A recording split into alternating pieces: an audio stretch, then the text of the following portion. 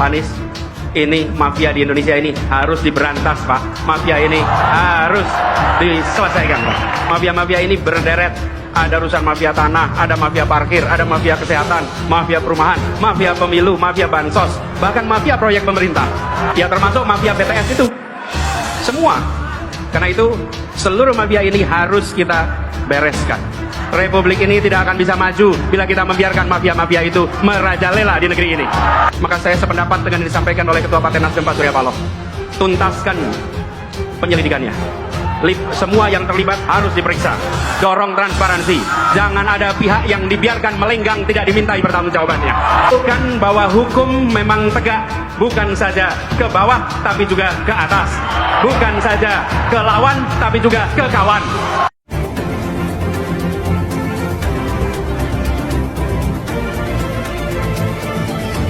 Demokrasi yang tersandra oleh sang penguasa. Di penghujung pemerintahannya, Jokowi berusaha membangun kekuatan yang menurutnya bisa melanjutkan program-programnya, setidaknya bisa menyelamatkan dosa politik dan keluarganya selama menjabat sebagai presiden.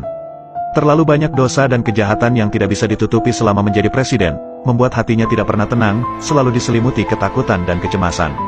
Sebagai seorang presiden yang mau lengser seharusnya bersikap negarawan dan netral sebagaimana yang terjadi pada presiden-presiden sebelumnya, dan dalam sejarah bangsa ini hanya Jokowi yang mau habis masa jabatannya sibuk urusan copras-capres, dan terlibat langsung untuk menentukan calon yang diusungnya, apalagi mengendos capres tertentu. Ada beberapa indikator bagaimana ketakutan Jokowi terhadap masa depan dinilai sangat menakutkan. Jokowi tentu tak ingin kasus mantan Presiden Amerika Serikat Donald Trump yang dijebloskan ke penjara itu terjadi pada dirinya. Inilah manuver Jokowi sebagai bentuk ketakutan akan masa depannya. Pertama, upaya terus mencari cara untuk menunda pemilu atau perpanjangan masa jabatan. Jokowi dengan melibatkan pihak istana terus menggalang dukungan dari musra yang dimotori oleh Luhut, Bahlil, Bamsud dan Lanyala untuk menunda pilkada atau perpanjangan masa jabatan selama 3 periode, sebelum akhirnya ditenggelamkan oleh rakyat. Kedua, skenario capres hanya diisi 2 pasangan agar mudah dibuat kecurangan oleh KPU. Jika hanya 2 calon, suara bisa dibalik, seperti yang terjadi pada 2019, dengan majunya 3 kandidat, Prabowo, Anies dan Ganjar. Akhirnya skenario ini juga gagal.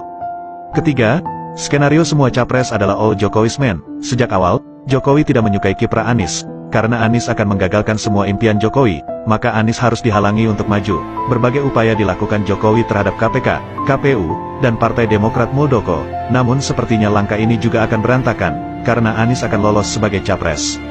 Keempat, kasus KM50. Jika Jokowi lengser, dan tidak punya pengaruh, hampir bisa dipastikan akan diusut lagi. Selama Jokowi berkuasa, kasus KM50 tidak mungkin bisa diselesaikan secara serius. Karena akan melibatkan banyak petinggi Polri dan TNI, mungkin juga termasuk Jokowi sendiri. Kelima, kasus tragedi 21 hingga tanggal 22 Mei tahun 2019 yang menewaskan 894 pejabat KPPS yang meninggal secara misterius, akan diusut kembali. Keenam, kasus korupsi putra Jokowi, Gibran dan Kaisang yang dilaporkan Ubaidillah Badrun ke KPK, tapi tidak diusut, akan diselidiki lagi. Ketujuh, kasus mega skandal senilai 349 triliun rupiah di Kemenkeu yang diprediksi melibatkan orang dekat Jokowi.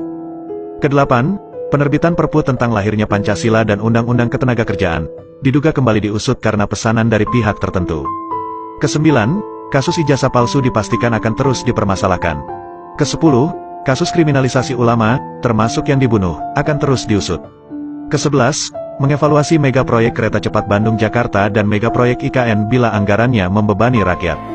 Ketakutan Jokowi terhadap Anies berlebihan, karena Anies adalah orang yang tidak bisa dikompromi dan dikhianati. Ketakutan tersebut membuat langkah politik Jokowi menjadi irasional, manipulatif, melawan hukum dan menghalalkan segala cara. Dalam keadaan panik dan skeptis, Jokowi terpaksa mengandalkan ketergantungannya pada Prabowo yang dinilai mampu menyelamatkan dirinya. Namun Jokowi kurang percaya dengan Prabowo, karena Prabowo bukan tipe orang yang mudah diatur. Dalam situasi ini, Prabowo berusaha tetap menempel terus pada Jokowi, agar Jokowi lebih nyaman dan percaya padanya. Dalam keadaan resah, Jokowi mengambil langkah baru, yakni membentuk koalisi besar partai-partai pemerintah. Karena Jokowi khawatir akan terjadi pembelotan koalisi KIB untuk mendukung Anies, maka dibentuklah koalisi besar yang seolah bisa memastikan kemenangan melawan Anies.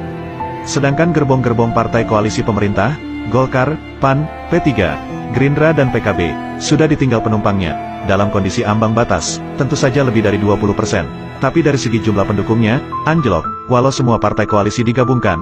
Sadari kenyataan ini, sebesar apapun partai koalisi, pasti kalah dari Anies. Sedangkan untuk bertaruh bila pemilu diadakan secara jurdil, jika capresnya 3 dan selisih suaranya terlalu jauh, maka sulit untuk melakukan kecurangan. Satu-satunya cara untuk memenangkan capres yang didukung Jokowi adalah, Anies jangan nyapres. Karena itu, Jokowi mengambil langkah memalukan agar Ketua KPK Firly Bahuri tetap mentersangkakan Anies dan Muldoko membegal Partai Demokrat. Langkah ini sangat keji di negara demokrasi dengan menghalalkan segala cara. Apapun bisa dilakukan untuk memenangkan kontestansi dengan berbagai kecurangan, mengingat Jokowi masih berkuasa. Padahal kekuasaan di dunia pasti pada saatnya akan berakhir, dan ingatlah akan pertanggungjawaban di akhirat nanti. Mengakhiri masa jabatan dengan legowo tanpa harus ikut menentukan calon tertentu adalah negarawan sejati. Biarkan demokrasi berjalan sesuai keinginan rakyat, pendam demokrasi cara Orde Baru. Seharusnya Presiden jadi contoh yang baik untuk kemajuan demokrasi, hasil karya pembangunan yang ditorehkan untuk kemajuan negara ini sebagai bentuk amal baik. Penerusmu pasti akan menjaga dan melanjutkannya bila itu bermanfaat demi kemajuan bagi bangsa dan negara ini, dan akhiri masa jabatan dengan husnul khotimah atau akhir yang baik, pasti rakyat akan mengenangmu sepanjang masa. Semoga Allah memberikan jalan terbaik kepada bangsa ini untuk perubahan yang lebih baik.